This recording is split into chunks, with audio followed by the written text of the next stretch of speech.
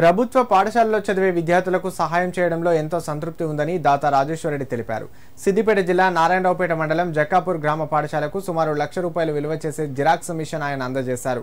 ఈ సందర్భంగా ఏర్పాటు చేసిన కార్యక్రమంలో మాట్లాడుతూ పాఠశాలలో విద్యార్థుల సౌలభ్యం కొరకు తన వంతు సహాయం అందిస్తున్నానన్నారు.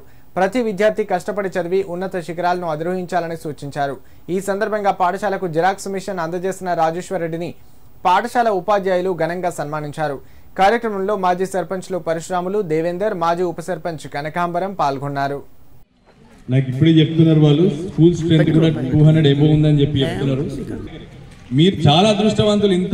ఇంత మంచి ఎండలో కూడా మీకు ఇంత నీడనిచ్చే చెట్లు ఉన్నాయి, ఇంత మంచి స్టాఫ్ ఉన్నారు, ఇంత మంచి మీకు ఊర్ల నుంచి సహకారం ఇచ్చేవాళ్ళు, ఇంత మంచి గ్రామ పెద్దలు ఉన్నారు.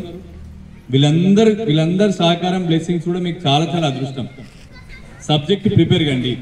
సబ్జెక్ట్ ప్రిపరేషన్ కోసమే నాకు తెలిసి ఇప్పుడు మీ టీచర్స్ మిమ్మల్ని ఇంత ప్రిపేర్ చేస్తున్నారు కాంపిటేటివ్ ఎగ్జామ్స్ కోసము.